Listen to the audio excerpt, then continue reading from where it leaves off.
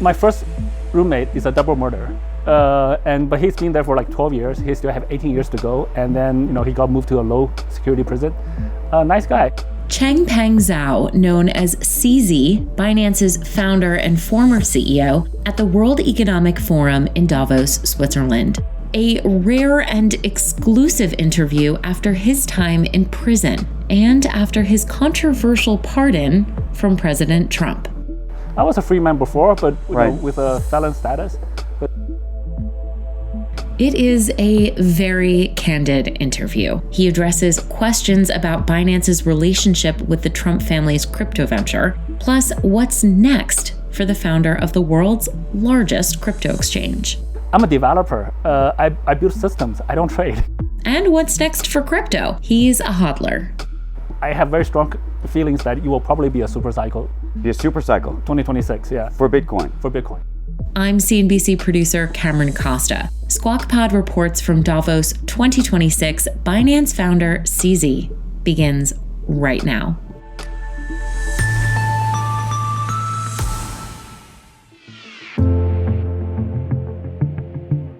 A lot of interesting people come to the World Economic Forum in Davos, and this year, one attendee was Changpeng Zhao. Known as CZ, he founded and once led the world's largest crypto exchange, Binance. CZ stepped down in 2023 after pleading guilty to enabling money laundering while at the helm of Binance. He was sentenced to 4 months in prison, which he served in 2024. Federal prosecutors, though, were pushing for 3 years in prison. In 2025, President Trump pardoned CZ. Press Secretary Caroline Leavitt put the pardon in context with what she referred to as a war on cryptocurrency in the Biden administration. The pardon caused a lot of waves. Before the announcement, Binance had hired a lobbyist, friends with Donald Trump Jr. And the Wall Street Journal reported that Binance supported a platform for the Trump family's own crypto venture. In a rare and exclusive interview in Davos, the entirety of which you will only hear on this very podcast, Andrew Ross Sorkin spoke to CZ. You're here in Davos. Yeah. How many times have you been here? First time. This is the first time? Yeah. And you were pardoned now 3 months ago? 3 months ago, October 20th, yeah. So what have the last 3 months been like for you? Much more freedom, right. Much more liberated. So yeah, I think it's just psychologically, it's like a burden that's just lifted. So I feel much more. I was a free man before, but with a felon status, but now I'm a real free man. And what are you doing with your time? I'm still pretty busy. It's getting busier. Well, I spent time working on this free education platform called Giggle Academy. Mm-hmm. I work with an investment team called Easy Labs. I mentor a number of funders in the BNB chain ecosystem space. So we're minority investors. I just mentor them. I also spend quite a lot of time talking with about a dozen governments about how to regulate crypto, how to do tokenization, how to do stable coins. So just crypto advisory work. And how many of your conversations start with, so what was it like to be in prison and what was it like to be pardoned? It's definitely a conversation starter. People are very curious about the experience. Most people don't start with that. Most people they small talk for a little while. Right. Because starting with that, some people I don't get offended, but some people who have been to prison may get offended. Well, I'm going to go straight there. I want to know though. What was it like? It's not fun. It's actually, the movies are pretty accurate. I wrote it in my book, upcoming book. You get my first roommate is a double murderer. But he's been there for like 12 years. He still have 18 years to go. And then, he got moved to a low security prison. Nice guy. But it's not a good experience. Did you expect this to happen? No, absolutely not. When I went there, my knowledge from all my legal team was no one in U.S. history has ever went to jail for a single violation of a Banking Secrecy Act, which is a registration failure. It's still a serious crime offense, but no one went to jail. So just based on that, I thought, American go by precedences. And if we go by that, I should be I think the maximum people got, most bank CEOs just get a deferred prosecution agreement, DPA. I think Arthur Hayes, the other crypto, the BitMEX founder, Right. he got 6 months home confinement. That's the most severe one in U.S. history for a single offense. So I thought, I might get a home confinement for 6 months or 12 months, and I just be home on computer. That I can handle. Yeah. Do you remember the first day? Yeah, the first day was pretty brutal. So you go in, they strip search you, you strip naked, you show your hands, show your back, the back of your hands, show your ears, open your mouth, show your tongue, lift your balls, flip over, spread your butt cheeks, cough 3 times, that whole thing. And how did you deal with that emotionally? I'm not usually very emotionally stable. So I just thought, at 4 months, I just got to get through it. Right, so it won't be fun, but I'll just get through it. So I was like, okay, this is just another day. Yeah. And what was the pardon process like? It was actually, I still don't know what the process is. So my understanding is, you have a lawyer that submits a petition. Right, but when did you even think to yourself there was even a possibility that you could try to seek a pardon? Interestingly, so it was around March 2005 that it was actually all the media that says, I might be trying to get a pardon. If all the media, like Wall Street Journal, Bloomberg, New York Times, are saying that I should be getting a pardon, then This was before you were even thinking about getting a pardon. Well, the pardon topic came up even before that, but I didn't apply, right? So I got out in October 2024. Right. So all the way up until March 2025, Trump was elected in November, and then he got into office in January. I didn't apply, and then I think it was in March, there was quite a lot of articles associating Trump, me, crypto, Right. even some Abu Dhabi stuff. I was like, maybe I should apply. So, I asked my lawyers to submit a petition. And then it's like a black box. I don't know what the process is. I still don't. But I imagine everybody thinks that there's got to be maneuvering around the edges, people trying to whisper to certain people to try to get in front of the president, maybe to get through his family or, Eric Trump or some of his sons and other things. Not that I know of. I think, there's a lot of people giving me a lot of suggestions, but I don't think any of the suggestions have actually worked. The people suggest the most is get in front of Trump yourself. Right. If Trump sees you, President Trump is like a guy that goes by his intuition, but I never got in front of Trump. So I just waited, and then suddenly it happened. Yeah. Have you had the chance to talk to him? No, not yet. The closest I got to him was today when he was doing the Board of Peace session. I was in the audience. I was about 30, 40 feet away from him. Never talked to him. Never shook hands. Never. But now I've met him kind of in person, but Right. A stage audience type of relationship. Would you like to say something to him if you could? I want to express my appreciations to him. Obviously, yeah, I would love to. I'm super appreciative of the pardon I got. Right. Yeah. As you know, there's been a lot of questions about the pardon and the connection between Binance and the Trumps and what that looks like. Can you speak to that? Based on my knowledge, there's really no connection. I mean, I think the only thing is, look, the Trump families are Right. in crypto. Right. Binance is a large crypto player, and the President Trump's administration is pro-crypto, and that helps all the businesses in crypto. That's just good for the crypto industry and good for America as well. I think the connection, though, if I'm wrong, was this idea of World Liberty Financial, right? Because that's what that was used in terms of connecting into MGX and the connection with Binance. Yeah, quite a lot. Okay, yeah, maybe you can be more precise. What do you think is wrong with that precisely? Yeah. I think that the selection of those partners unto themselves is what has raised the question about whether the family was therefore supportive of the pardon. Okay, so this is my basic understanding of the different pieces, right? Right. There's a lot of media saying that there's some deal in place to get me the pardon. As far as I know, that does not exist at all.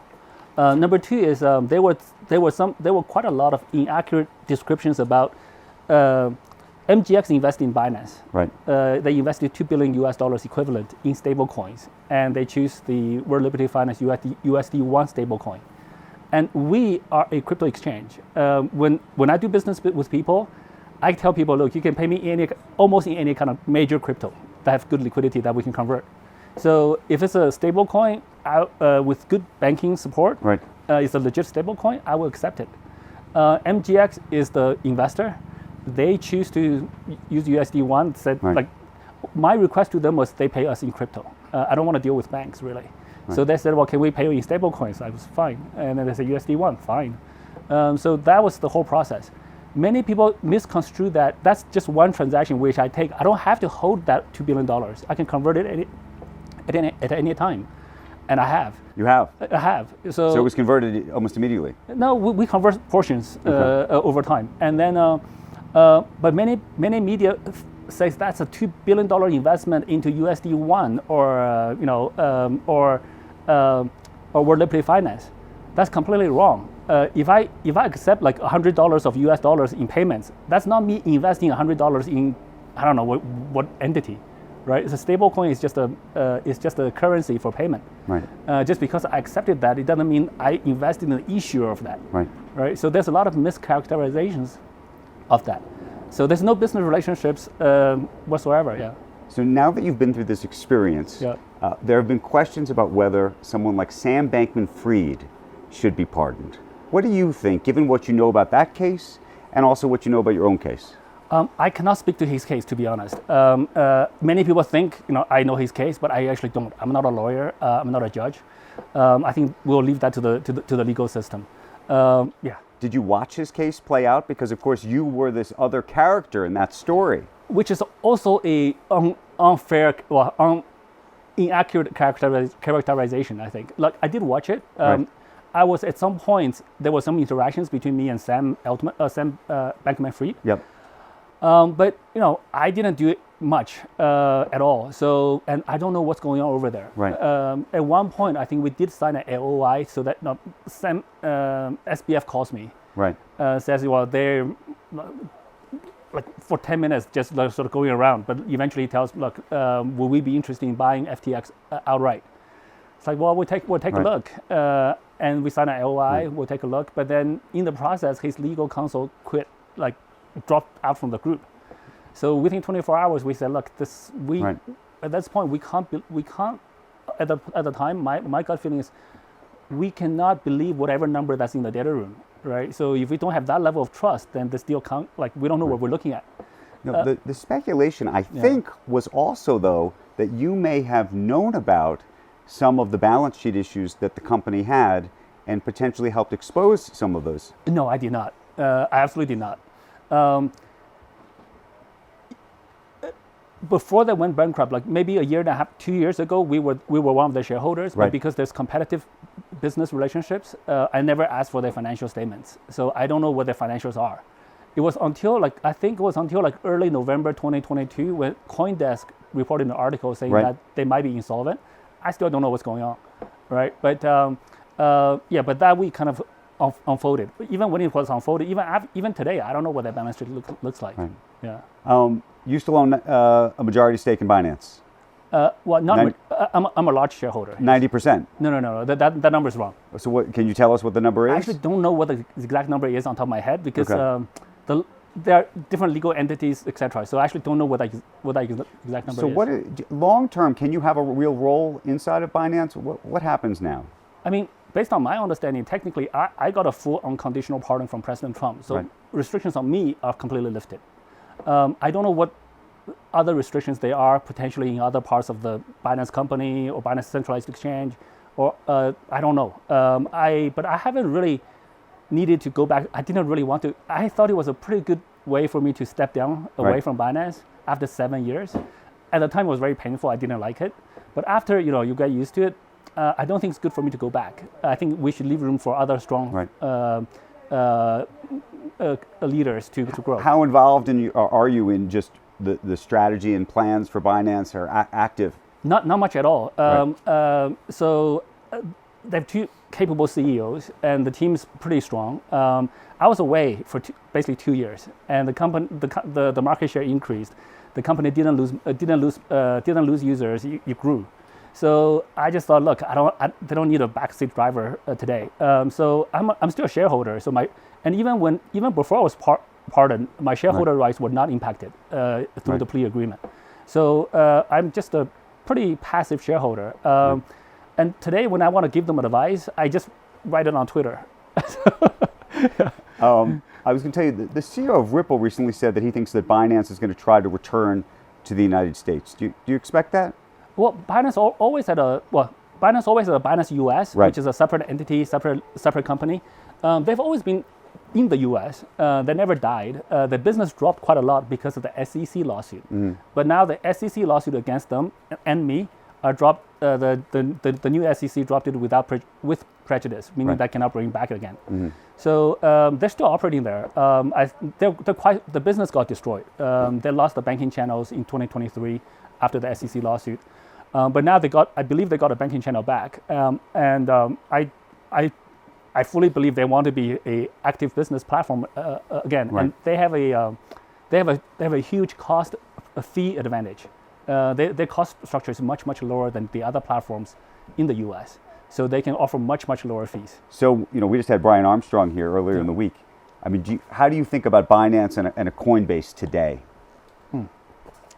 Today, I think Coinbase is predominantly in the U.S. There are less prominent outside of the U.S., and Binance is the reverse. Binance is in the other 80% of the GDP globally. And Binance US is quite small. I think over time there will be some overflow and competition over that.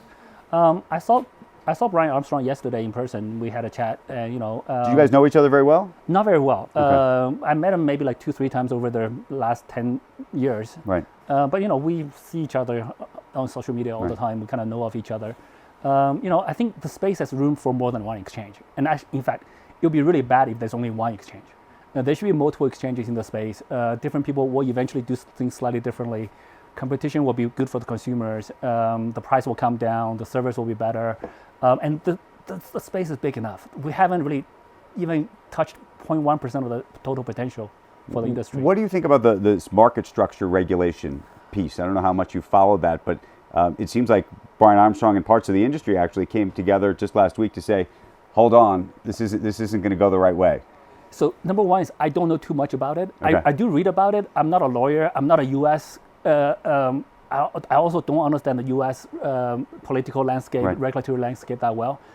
So on this, this is actually my point. The fact that Coinbase is carrying that much weight on that bill is kudos to them. They're actually carrying that for the industry. Hopefully, they're carrying that for all of the industry, not just U.S. players. Right. So that's an example where they're doing what they're strong in, and we're kind of the industry waiting for them, looking to them to lead. We don't know. I don't know anything about U.S. regulations. I'm not an expert there. Binance U.S. may have some guys who are experts, but they may not have the influence that Coinbase has.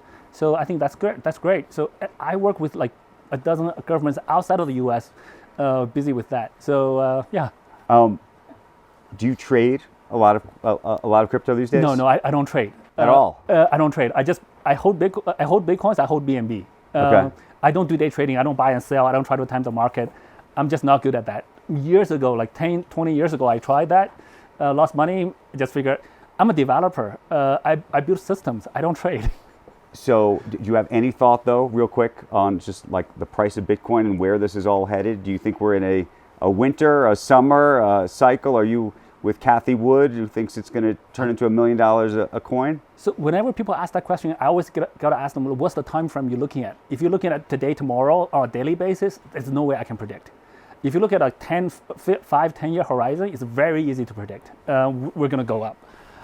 If you look at a 1 year horizon, which is like what the most sort of common framework is, 2026, I'm not sure. You may be. I think I have very strong feelings that it will probably be a super cycle. Be a super cycle? 2026, yeah. For Bitcoin? For Bitcoin. And what super cycle to you means what? Well, normally Bitcoin follows 4-year cycles historically. If you look at historic data, like every 4 years, there's a all-time high and then there's a drop. But I think this year, given the U.S. being so pro-crypto and every other country is kind of following, I do think we will see this. We will probably break the 4-year cycle. Yeah. We got to go, but just on a personal level, Sure. if you could redo anything, given all that's happened in your life now and all the wildness of the last couple of years, what would have you done differently? Oh, I would have blocked U.S. users from day one. That's the answer? That's the day one. Well, what about some of the regulations and trying to abide by those regulations? Well, that's the main thing about the regulations. It's like at the beginning, when we started the tech platform, we had U.S. users, and I was based in Shanghai back then. we're like a small technology startup, right? So, but it was like 6 years later, we found out, oh, well, that is a violation of a Banking Secrecy Act. Right. If I'd known that, and now I know that, if I start over again, I just like block you as user from day one. And then I will have much less trouble. CZ, thank you. Thank you for having me. Thank you. Appreciate it.